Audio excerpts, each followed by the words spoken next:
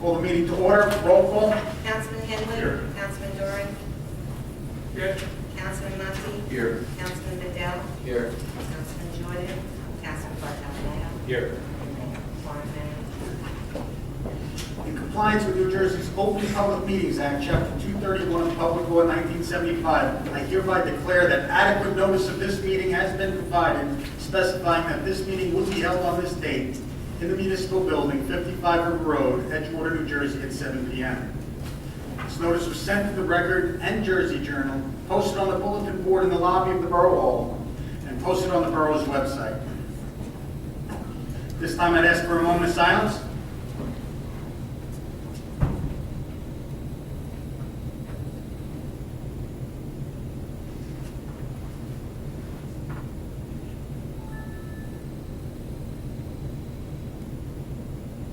Councilman Bartolomeo, will you lead us in the salute to the flag? Pledge allegiance to the flag of the United States of America and to the republic for which it stands, one nation, under God, indivisible, with liberty and justice for all. We have no conference tonight, so at this time I'd open the meeting to the public. Anyone wish to be heard? Mary.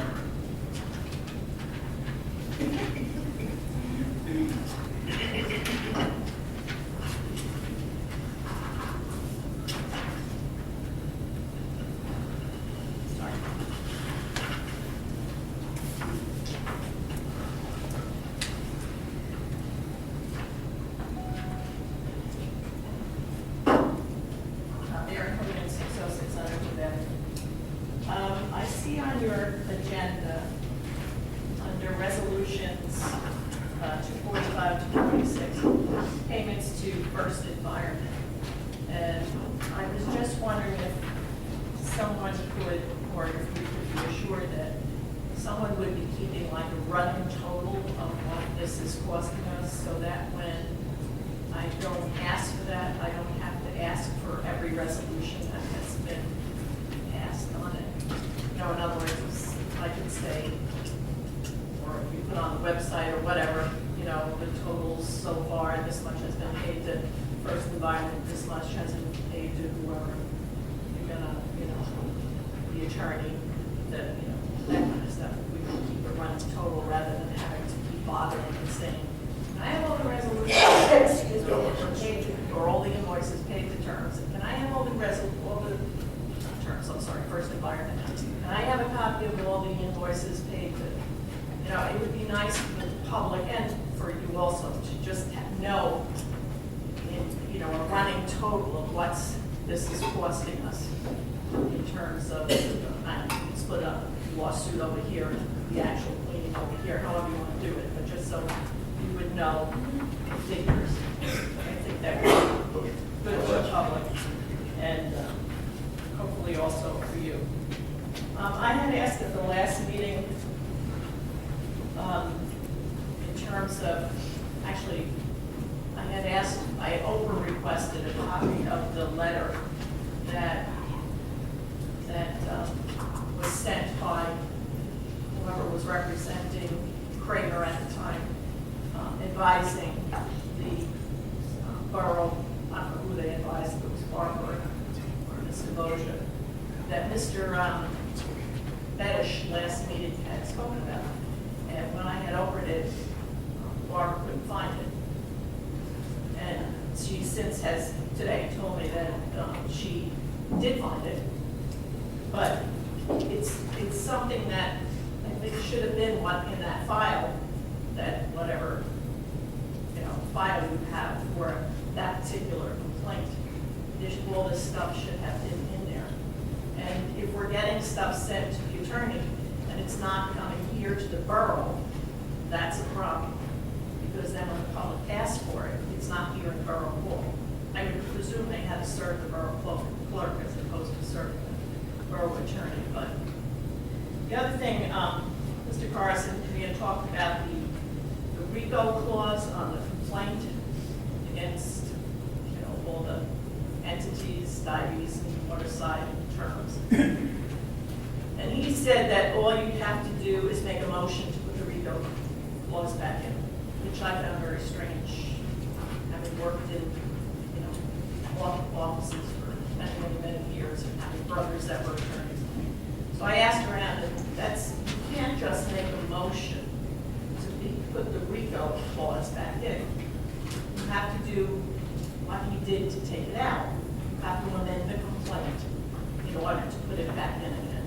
And my question was, I don't ever remember that being discussed at any meeting, at least in public, or even after it was discussed in closed and then it came back into public. Why was the basis for that, to take that out? Mr. Karras did not answer.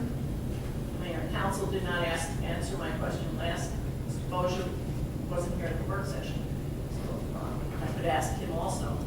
What was the idea behind taking that clause out, since that clause is what really gave teeth to the lawsuit, as people who function in the law?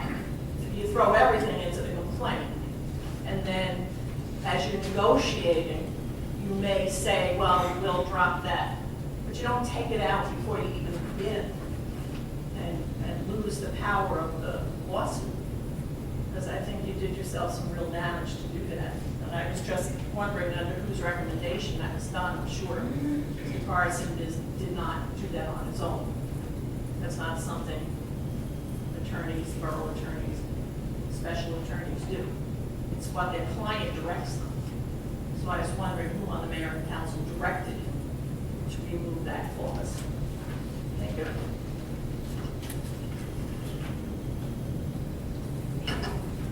Anyone else wish to be heard? Valerie.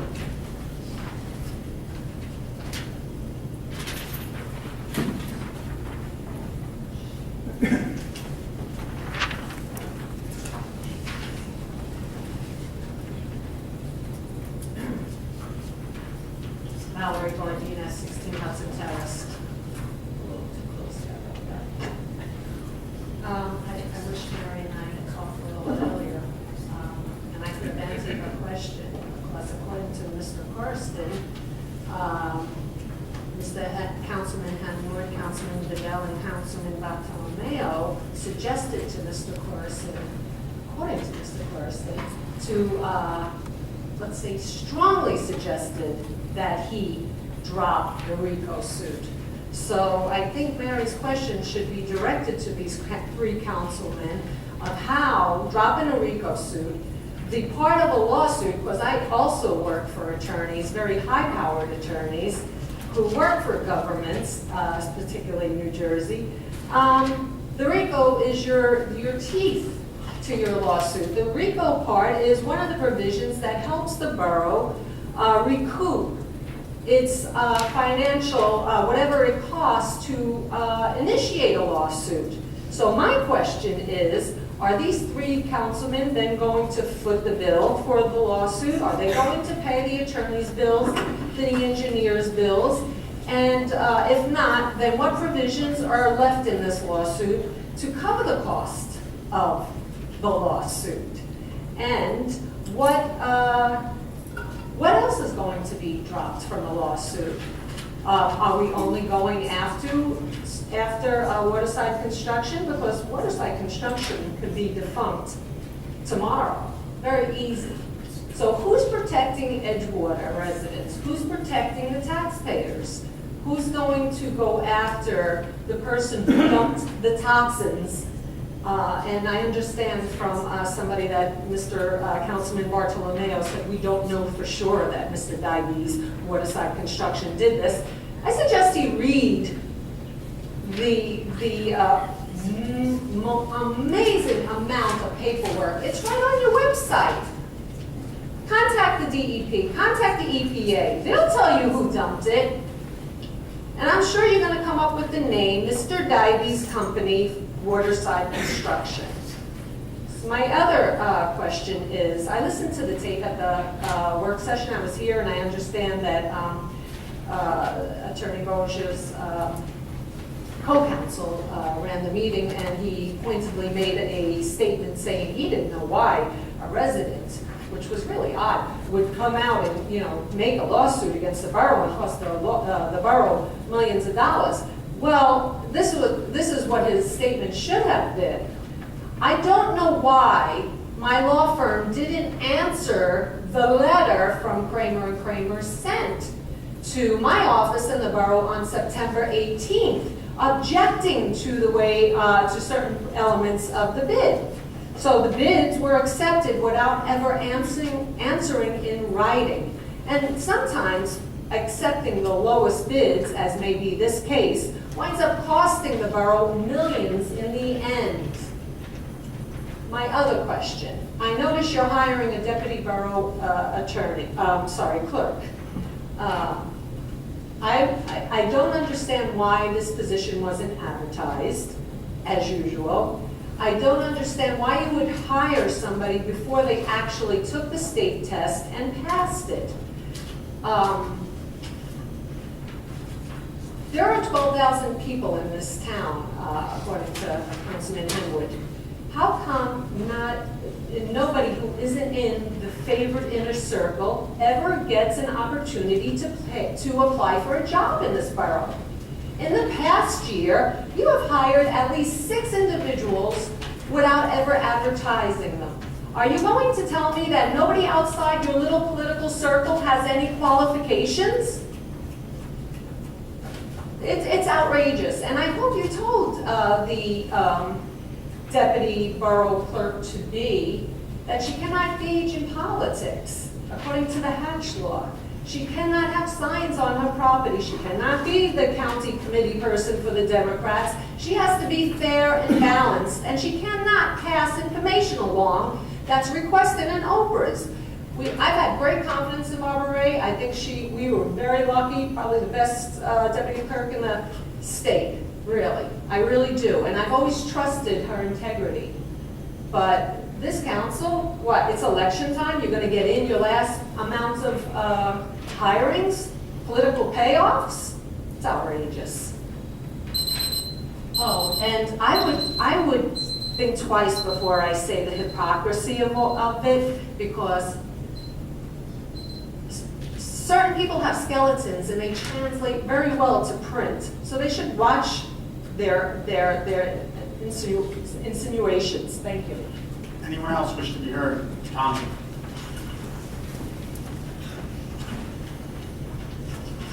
Good evening, Mayor, members of the council. That was a nice long-winded speech by Valerie.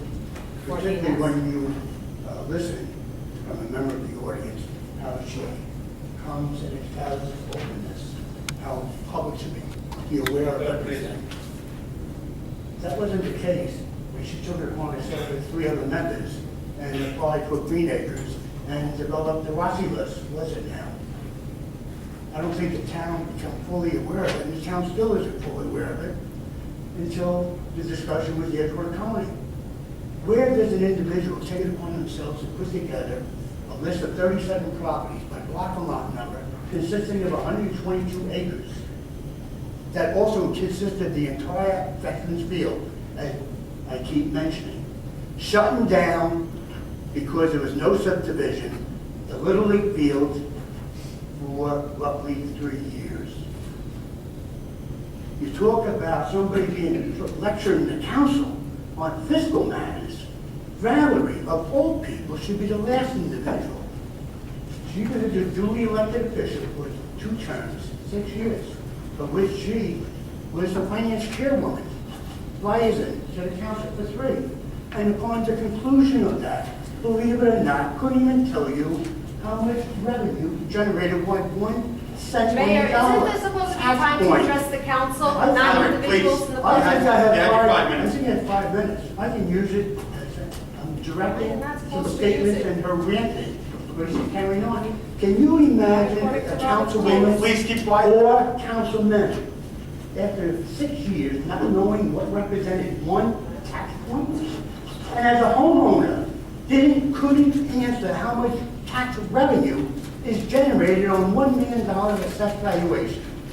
Now that, and she's here, meeting after meeting, telling you people, or dictating, not asking, dictating what you should or shouldn't do.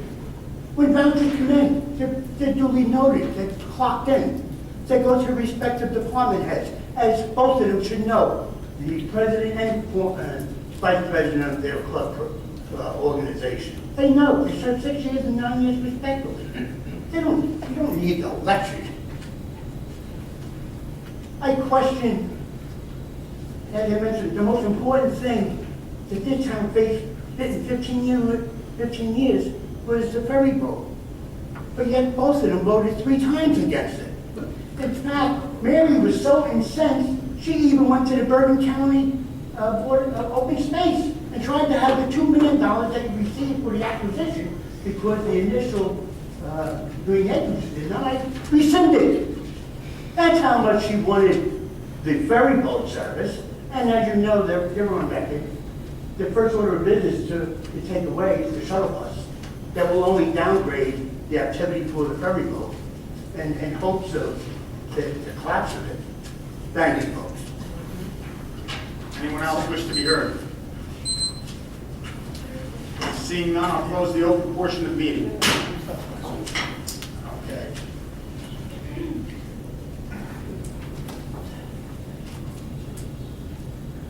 I'd ask for an approval of minutes for the September 15, 2014 regular and closed, and the September 24th, 2014 special. Do I have an introduction? A second. Roll call. Councilman Henwood? Yes. Councilman Dorn? Yes. Councilman Monti? Yes. Councilman Vidal? Yes. And Councilman Bartholomew? Yes. Motion passes. Receive bids. None, Mayor. Any adoption, public hearing of ordinances? None, Mayor. Communications, petitions? Yes, ma'am. You received a very nice invitation requesting the honor of your presence at the centennial celebration of Eleanor Middle School on October 25th between 12 and 3 at 251 on Cliff Avenue. Next, we have a letter from Honeywell. It's a little bit lengthy, so bear with me. Basically, they're informing you that in September of 2011, the U.S. EPA issued a record of decision that outlines the remedy for the Quanta Resources site at the intersection of River Road and Gorge Road in Edgewater. Honeywell is responsible for implementing the remedy. The remedy calls for a process that will contain, isolate, and immobilize contamination in the soil. A separate investigation is being conducted to determine the cleanup plan for the river sediments off of the site. Groundwater beneath the Quanta site has been affected by both historical site operations and other sources. The remedy includes a barrier system that will remove contaminants as the groundwater flows through it, protecting the Hudson River. Another component of the remedy is to restrict the use of groundwater unto areas impacted by the contamination. Your drinking water comes from United Water, New Jersey. It does not come from groundwater at the Quanta site. The New Jersey DEP requires the following of a classification exception area or CEA when conditions require restrictions on the use of groundwater. The CEA will be established and recorded with DEP, Bergen County, and Edgewater Township. Property owners will not be permitted to install wells to use groundwater beneath this area. I have an attached document that was prepared to CEA, and it's being submitted to the NJDEP for approval. This will be on record following my office. Honeywell will continue to monitor groundwater beneath the site.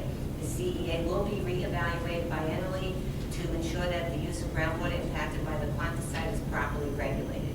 Data from the monitoring results of the CEA effectiveness will be submitted to EPA and the NJDEP. And if you have any questions, there's enough here, I'd be happy to give it to you. Next up is a letter from Joseph Iannacone informing you of his retirement after 20 years of serving as a tax collector, treasurer, and chief financial officer. This retirement will go into effect January 1st, 2015. Thanks, Mayor and Council, and the resident of Edgewater has been 2 decades with the borough. And lastly, a letter from me. Dear Mayor and Council, I will complete my 25th year much thought. It is with mixed emotions that I inform you of my decision to take an early retirement effective January 1st, 2014, respectively, corporate. That's it. Okay, we have introduction of ordinances. We have ordinance number 1515, 2014, entitled "An Ordinance Amending and Supplementing Chapter 282 Parking Lots, Article 2, Shady Side, to regulate the issuance of employee and resident parking permits for certain municipal lots in the borough of Edgewater." This ordinance would provide the residents, business owners, and customer exclusive parking in the Shady Side parking lot locations, restricting commuter parking. Councilman Henwood, do you have a committee report? I'm sorry. That's okay. Oh, I'm sorry, I apologize. Do I have an introduction? So moved. Second. Second. Roll call. Whereas an ordinance amending and supplementing Chapter 282 parking lots, Article 2, Shady Side, to regulate the issuance of employee and resident parking permits for certain municipal lots in the borough of Edgewater, introduced on October 20th, 2014, and passes its first reading, will be considered the final passage and public hearing on November 10th, 2014, at 7 o'clock p.m. at the Edgewater Municipal Building, 55 Ruth Road, Edgewater, New Jersey. Councilman Henwood. I just want to thank Mike for all your work on this and the people involved. I think this is fair, and I think it's balanced. And I vote yes. Councilman Doran? Yes. Councilman Monti? Yes. Councilman Vidal? Yes. Councilman Bartolome? Yes. Motion passes. Councilman Henwood, do you have a committee report? Nothing. Councilman Doran? Just that we had 2 weeks ago, down at the Edgewater Commons, we had a fire prevention safety, and great showing. We had a lot of kids down there. They had the ladders, we gave out hot binder kits, fire safety, and it's a nice showing. We also had a Chiefs dinner this past Friday that was a success. Unfortunately, I couldn't make it, but I heard it was very good. Councilman Monti? Nothing, Mayor. Councilman Vidal? Councilman Bartolome? All right, we have resolutions 2014-233 through 2014-250. Do we have any questions in regards to the resolutions tonight? Most of them are some simple housekeeping and then a few other ones out there. I think it just, Mr. Mayor, I think it should be noted on 2014-249. This came up to us in the work session, and I think to save them some money, or at least to let them understand clearly how we may feel depending on if you vote for it or not, that's just gonna, that's another 2-3 years of just hell in the town. It's developed, we got other things to worry about, other things to do, we're gonna just develop, redevelopment, and it's just not right. So we're trying to expedite that process by knocking it down. We're not knocking it down officially, but letting them know how we feel if you vote for it. Any other comments? I'd ask for a consent agenda on 2014-233 through 2014-250. So moved. Do I have a second? Roll call. Councilman Henwood? Yes. Councilman Doran? Yes. Councilman Monti? Yes. Councilman Vidal? Yes. And Councilman Bartolome? Yes. Motion passes. Do we have anything that we'd like to bring up under old business? Under new business? Phil? Mayor, I just, if you recall, our special counsel, Tim Karsten, had filed a motion to transfer the underlying lawsuit. If you recall, that Terms had filed, he filed a motion to consolidate that with the claim that we have against Waterside and the claim that we have against Terms. And so that was accomplished. So now there are not 2 separate lawsuits. Now there's one lawsuit in federal court that addresses the claims that we have against Terms, their claim that they're owed money, and also our claim against Waterside. So that has been accomplished, and that litigation, proceed forward.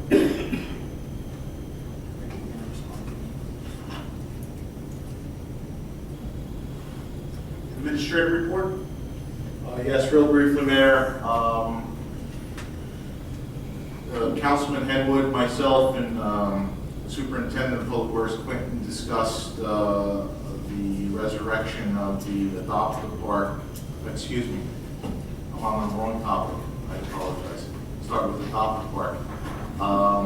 Councilman Bartolomeo and Monty and I met with the young lady who's interested in planting a lot of floral flowers and annuals on the Route 5 area where we just reconstructed the new retaining walls a couple of years ago.